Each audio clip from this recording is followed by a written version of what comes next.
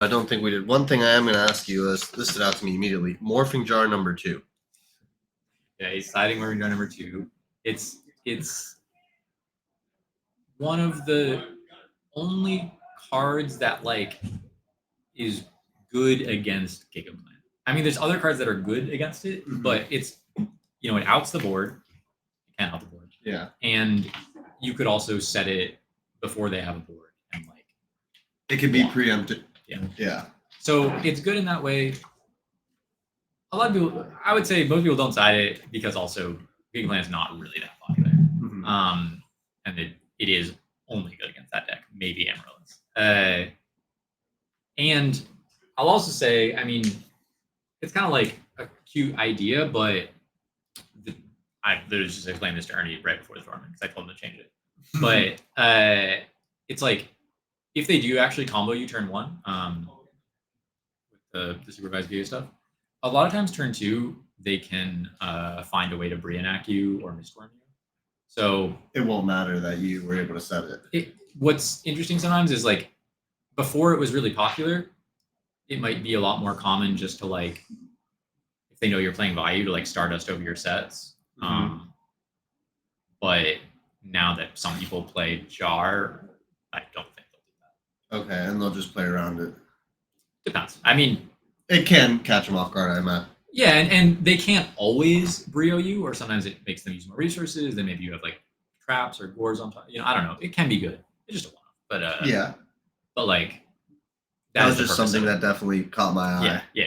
I mean, it's like one of those like niche card that is good for like exactly that purpose. Yeah, of course. But it's cool. Yeah, Ernie on stream, big Ernie, came down here from New York. Bottomless, yeah, I imagine. What he opened with, but so I don't know if Ernie knows if this guy is playing Blackwing or not. It looks like Ernie might have. Did he draw a card for sure? Okay, yeah, he does have 4 cards in it. For a second, I thought he only had 3 and was like, "This is not modern." Rhoda is the spell, I think. I think so. Weird angle. So he has a value. It looks like at the top of his hand. I think Armageddon Knight. One of them. It could be both. It looks like. Yeah. All monsters in one spell. So that much we know. Yeah. So he has for sure a value and something that dump starts. Value, Greffer, Rhoda. He passes here. Sometimes like I feel like this sometimes happens. I mean, I don't know if it's a Raikou set. I didn't see actually what he set turn 1. But if they're ever setting cards against your set and they're halfway decent, then like oftentimes you wouldn't flip the Raikou into it because a lot of people play. They'll just be chainables. Legacy, Aviata, the draw traps, or Dust Shoot, or and also against Blackwing, maybe even if you hit a real card, then they could Shura over your Raikou. Whereas if you keep it set, so I feel like that comes up for me a lot, especially playing online, where like I'll set turn 1, and then they'll set a back row and pass, and I'm like, you must think I'm bad. You must think I'm good here. And then we see that exact situation here. Yeah, and I mean it's not bad to flip it. It's like it's just a matter of what you can do with the momentum. I think here probably a better situation trying to play around an Icarus attack. I think he also just maybe didn't know if he was on Blackwing or Bayou yet. Okay. So that also factors in. Yeah, and I think it's okay to at least wait 1 turn before you flip it. There's nothing wrong with it. It's kind of the same thing like with like Torrential, like if you like waiting with it set for another turn, like they kind of can't progress their game. So like they get a little stuck too, or they're stuck with multiple sets. You could draw Storm, obviously. But I think if I had to guess, I mean maybe he did know a little bit that. But I think that's probably why he wanted to hit the set there if he thought it was a value mirror. And honestly, from his perspective, it could still be, which is the funny part. Yeah. He hasn't seen anything that wouldn't tell him it's not the value mirror. But he could have looked over during rounds, I feel like. And for sure. I don't know for sure. Go.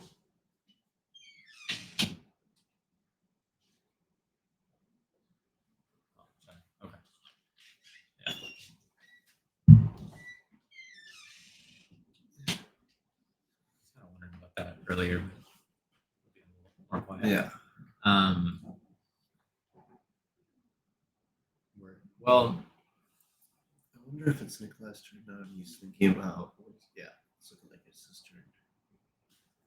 Okay. This is a. I'm reading a Icarus stack set 100%. So you like Blizzard back value. Attack over the Raikou. I mean, this is why it's so funny. Sometimes the Blizzard just is such good value. You know what I mean? Like, yeah, it's like obviously you make the crazy synchro plays, but it's just such an amazing value card that like. But this is a really strong draw. This is sometimes the troopers just like goes crazy. Oh, he hits a piece. He doesn't have a. He sent the garden. I don't think he. Yeah, he doesn't have. No, he has the Sork is gone and Core's being gone. Those are two bombs that you're happy to at least see out of rotation. Yeah, although I don't think it's like not like he's in a position to really use the Gores necessarily. That was a pretty okay deep prison. Pretty happy with it. Here you hit the Blizzard. I mean, yeah, he could synchro over next turn. I don't think Ernie has many traps. He has the garden, but he still has his Rhoda in his hand. Here's the thing that's like, I feel like, yeah, you could do that. Now Ernie's in kind of a weird spot because you're eating some damage. I don't know if he said that. I didn't see the trap. It might have just been the spell he's had in his hand this whole time. I think the spell he had in his hand was Rhoda, right? Unless but he hasn't used it yet. Yeah. So, like, but I saw he had another spell in hand after the setup, so I don't know if that. Oh, it could have been maybe like an MST or something. Set. I don't know what. I mean, he could have drawn a Did burial. He definitely set a spell? You think it looked like a spell? Okay, I didn't see that part. Yeah. Like he would have activated a lure. Could be burial. I'm pretty sure charges in his graveyard already. 2. So he still kept the Rhoda in hand, so I mean that's still in hand. So, I mean MST doesn't seem that crazy. Although he might have end phase MST here. He might have set for hand limit also. He's at 5 now. He has 5. I mean, the thing is, like, he's a little bit low in life, but like, not concerning amount. He can work through this back row this turn, I think, like for the most part. And he is gardening grave still. Yeah, like his life point shouldn't be the most concerning. Nikolai doesn't have any cards in hand, so he's committed a lot to the field right now. Yeah, so it's like as long as Ernie can survive another turn or two, I think he's probably favored. You know, you just keep grinding out with the free guys. Yeah, like. Ooh, but okay. That's kind of a good one though. Maybe Nikolai's sensing weakness right now in his hand and just trying to apply the pressure. I think that's a very strong song. The only thing is, us knowing he has Road in his hand, I'm not sure if his Armageddon Knights are all gone in Grefford, but that on the next turn can punish that. Yeah, I think he sets deck dev there. He has 2 in hand. Yeah, he drew into 2. Yeah, I thought he had 0.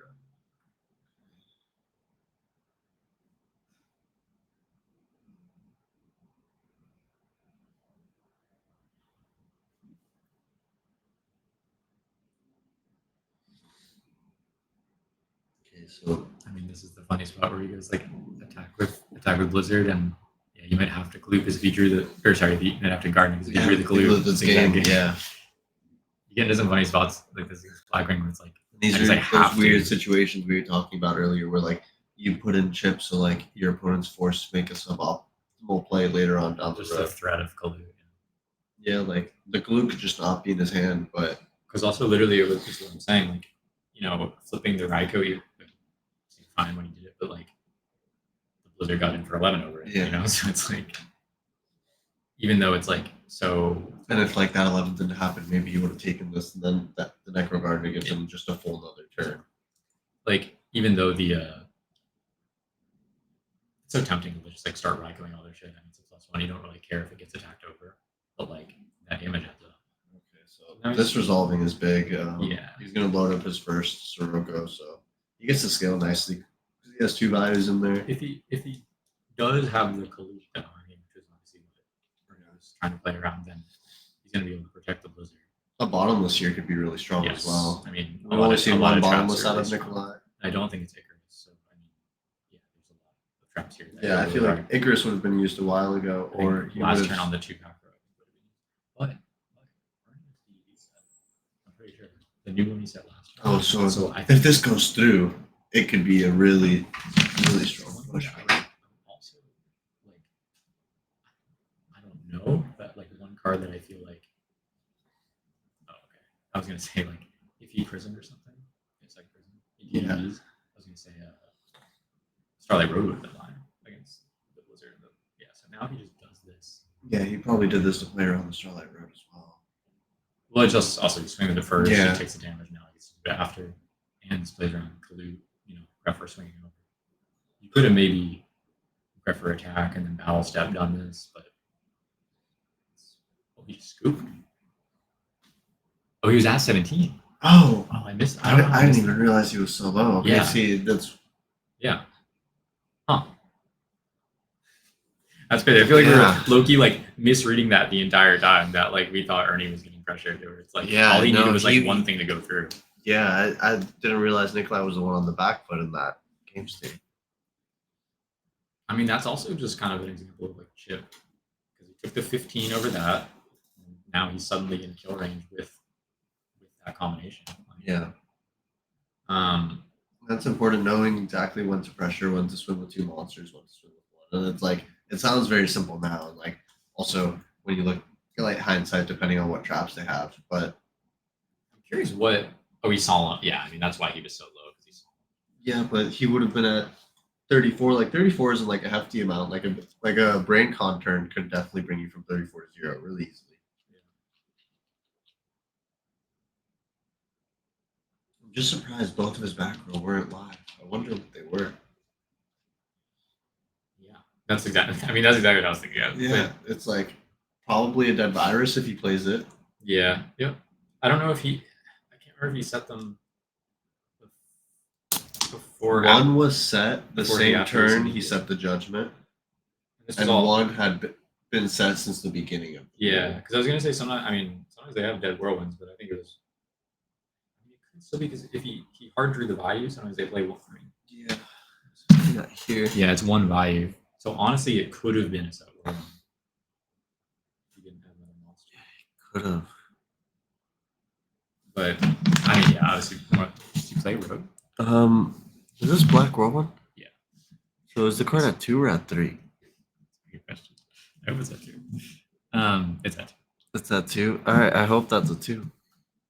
I think if this person is playing any of them. Yeah. Yeah. But yeah, like deck dev, it could have been in trap dust shoot, or no. I mean, what that would have gotten used. Yeah, trap dust shoot. Oppression shoot. Yeah. Yeah, probably just some combination of DDV oppression. Yeah, like CE is playing Jar Greed. Yeah. So good cook by Ernie. Worked through the back row, even though we got Solemn to stop that one turn. Yeah, holding that Rhoda from turn 1 really ended up working out for him.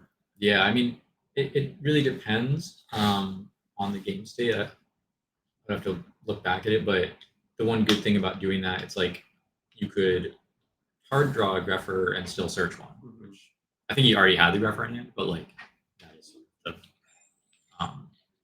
advantage here. The thing is, like, I gotta say, like post board, it gets a lot harder with Black because they have 3 Dust Tornado. Yeah. 3 Dust Tornado. Starlight Road's also really good. Yeah, I don't know if Nikolai. Sometimes they said like Nobleman or Mindcon or something. That can kind of help even. I'm gonna be honest with you. Some of this handwriting is really hard to read. So like, if he told me that's the card it was, I'd believe it. Yeah. This looks like Soul Release, maybe Fissure, Light Swarm, Cyber Dragon. Yeah, I'm seeing it. Which one's this? Something. Light Swarm. This one up here. DD Crow. Oh, DD Crow. There we go. Anyway, so yeah, I was gonna say Nobleman is like a card that is sided in. Yeah, and a card you have to kind of like be aware of, but he's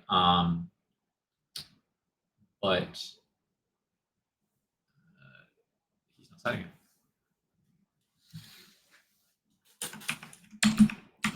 All right, let's see. This right code being set could apply. Amount of pressure. Yeah, just like you were saying earlier.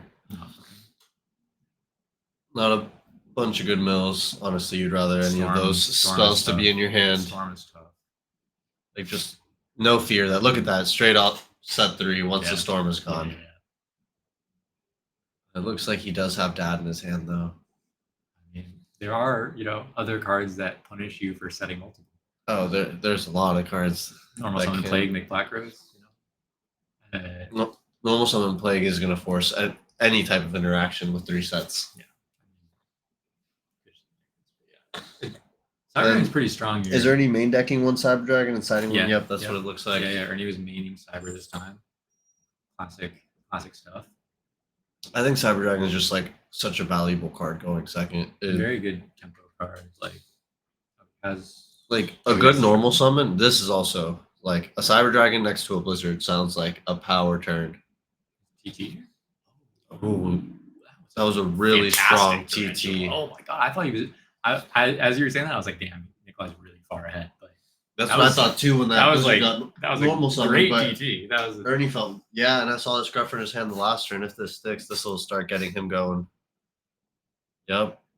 I also love stuff like that where it's like you're running out the Cyber Dragon and like you don't care if it gets deep prison because you kind of want your board clear. Yeah, like the Cyber Dragons trading with back row for free were honestly great because then your actual engine's going to be able to apply so much pressure. And like the guard ensuring that like Gruffer can stay on the field if you wanted to, if you don't have a good trap card to protect it. And I mean, the reality is like Blackwings can sometimes have a monster problem. I mean, he needs a Shura or a Sirocco. And he's been through 3 of them already. Like the. Oh, hold on. Oh okay. Wow! There you go. Those are the best 2 cards. And this is especially tough because most likely he's going to search Gale, and so he's going to half it, so he can't block with the guard, or like Garnet can only block the Shura, so he's going to clear it regardless. Most likely. So if you half it, and would there be any reason to swing with Gale first, so your opponent's less inclined to Necro Garden, and maybe you can get an extra amount of chip in? Yeah, I mean, I've done. Yeah, I mean, like yes, but I mean, but you probably like want to force the Garden. Okay, most likely, unless you sort of like have a. You know what I mean? Like if you're gonna like the thing is, just this is me seeing more cards and not forcing the Garden on this situation would be actually really advantageous for Ernie because of the dad we saw in his hand. So being able to drop that, pretty good. I mean, I guess the Shura will force the Garden because if he doesn't, then he can search. He'll he just hardly drew the value. Yeah, he can summon a Collude out of his deck if he wants. But the fear would be. I was gonna say the fear would be if he gets value. Yeah, see that's what I was saying because he has dad in his hand. Yeah, but the fear. What's the punish here? I know Ernie's sweating right now because if he plays 2 value, which he doesn't, then he goes value. I mean, swing with everything. Then he goes make Armor Master, make Stardust, and Stardust is going to block the Dark Arm. Stardust blocks the Dark Arm, and then he has his value set up. Yeah, that can be special. I think he actually just. Yeah, I was like, there's no way there's a second value. Like, summoning the Collude here is fine. But I mean, Ernie doesn't know he only plays 1 value, so that's what I'm saying. I know Ernie was sweating there. If he has a second value, he gets kind of fucked in. But sometimes you got to make those decisions and put your opponent's deck building choices on whether you're going to win. Like sometimes that's your win condition. And I think this is one. I mean, he has Whirlwind up. Like if he needs to make. Oh, and this is good. That's a good. Could force a bottomless. Maybe force a trap by going pump first. Now you're a little. Well, I mean, the traps that it would burn are like battle traps. You don't. The only problem here is like he obviously wanted to force the bottomless, but now if he goes, he plays into Icarus if he drops it.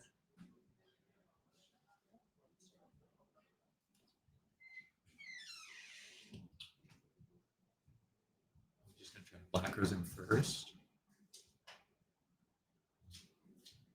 Ooh, this is pretty strong. And we know he didn't have the road at least. He didn't have road. He didn't have judgment. So is this gonna force Icarus? Okay, so Okay. this forces Icarus now. And then he gets to drop dad now. If he wants to, because like if he was truly how much life? Yeah, there we go. Oppression. Wow. he kept it. Yeah, look, that's the face you make when you don't expect it. And I'm not gonna lie, Ernie, I've made that face a lot of times myself when you just play a card expecting that card to just never be in your opponent's deck after game one. The face, but also what I was gonna say before I knew he had the oppression. This is the other oppression. This is definitely the right play. I was gonna say if he was really the GOAT, like he could have Icarus one of his own and the plague and stopped the Sirocco from getting to grave. So he'd take damage from swinging over, but like he prevents himself from getting but yeah, he had the oppression the whole time. Bro, this has been back to back people keeping oppression. Yeah, against value decks. I don't know, maybe they know something you don't, or the other way around. Yeah, this does look like a very commanding position for Nikolai, though. I mean, I was kind of saying, like, it's like, back oppression behind a Kaias or whatever, but it just kind of like, there are situations you get in, right, where the way to break your board is by some special summon, and like, if you have the oppression behind it, yeah, like checkmate them. Roll, and then you go for, but this is not, he's at, yeah, he was at 1350, so he just swings for game. Ooh. All right, so Ooh. game 3. That one hurts. A lot of swings in that one. Yeah, it's interesting. I mean, that was kind of funny because it was only a couple turn game, but yeah, it's kind of yeah.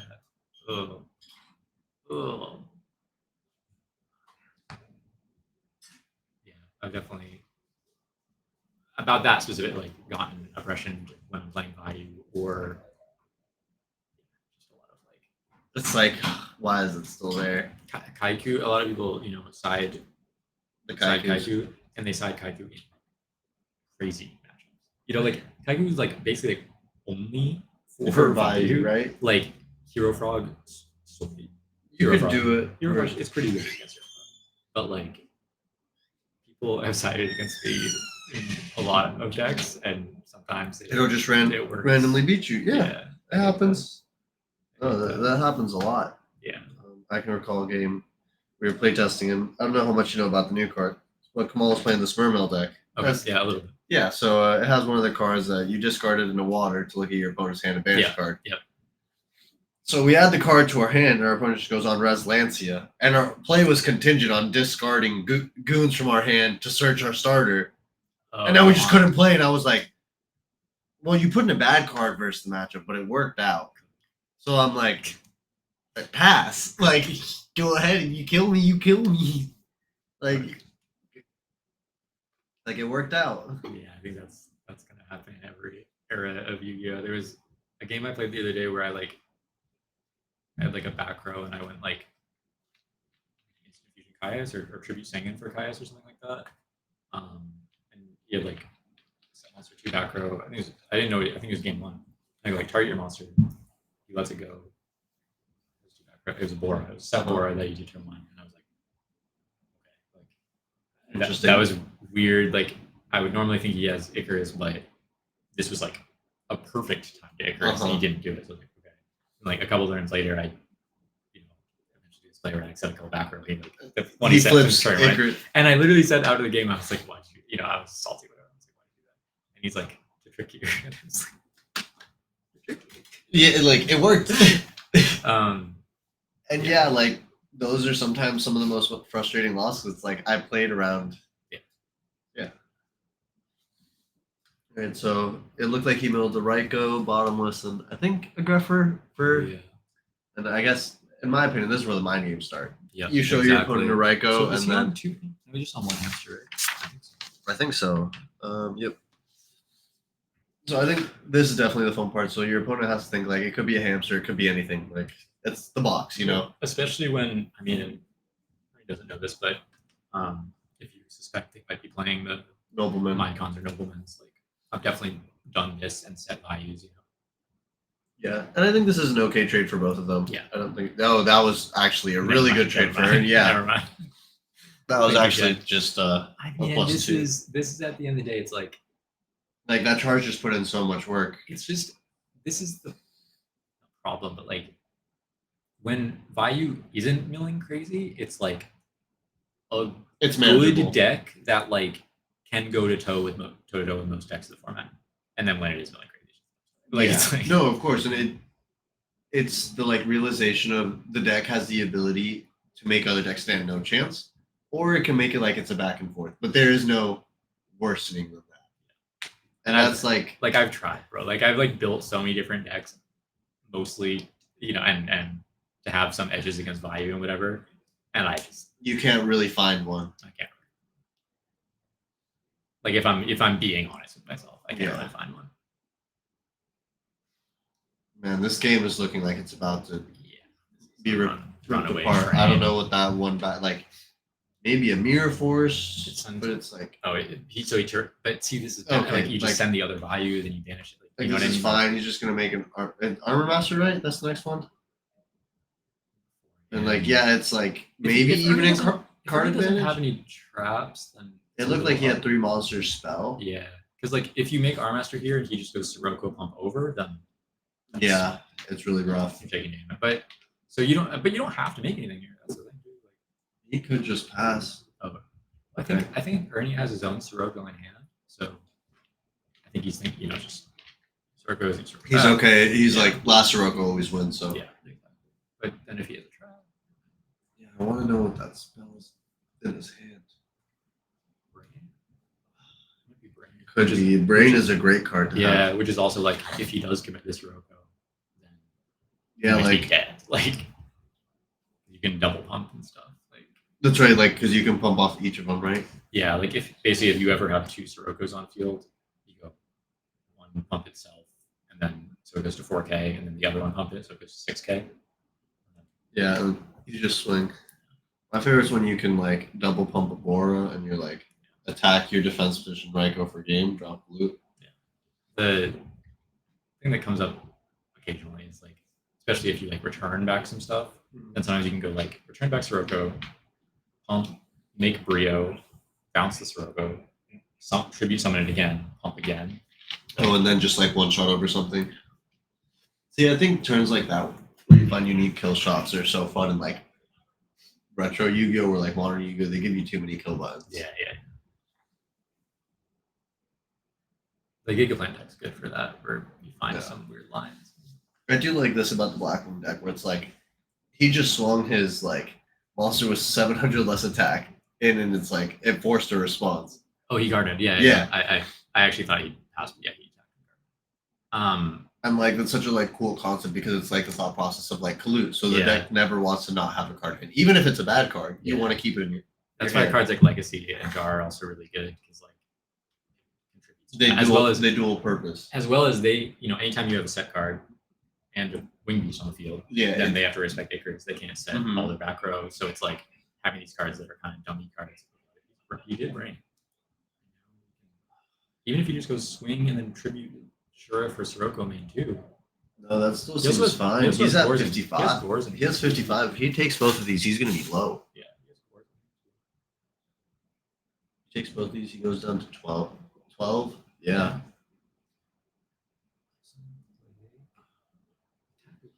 Oh, I don't know. That was risky. That's my guy, but yeah. Hey, sometimes you gotta risk it for the biscuit, right? Oh, I did 0 real quick. All right, 800. Okay, playing around BrainCon. Maybe that was his reasoning. Yep. And then also has him in Caius range now. Yeah. Prisoned or mirror forced. Yeah, I was gonna say about the forcing the Gardner.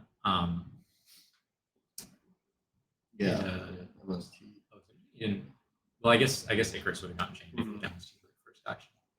Could have done. But yeah, like I had this replay on my channel. A friend of mine won a tournament with GBs, which are like, a tier 2 deck. Like they're a little underpowered, but he had this game where he opened like 5 monsters. The guy goes like Greffer, Pitch. I think he didn't make Arm Ring. But the guy goes like summon Sam Knight, the 1600 one, like attack into the Greffer. And the guy has to like prison it or something. Just like no shrink, no Book of Moon in sight. Yeah, and he ends up winning that game because he forced the back row that turn and then was able to like play the following turn. And I was like, that was a Yeah, great play. there. Oh. You had the read on the Sirocco. Sirocco palm. Yeah, and that was Let's it. go. Just knowing when to hold that Sirocco. He probably, like you were saying, had the Sirocco in hand, knew exactly when he had to drop it, just bringing him down low enough to. He was just getting rid of all the back row too. Yeah. But No, he seemed in control the whole time, like had card advantage. Nikolai looked like he was had playing Gores, in too. response. He had Gores too. Yeah. So it's like, especially like cards like that, like Gores, Brain, Sirocco. It's like those are almost like it's like guaranteed damage. It's like you're gonna crack them back and deal some amount. You of just damage. want to take cards away from them Yeah. with that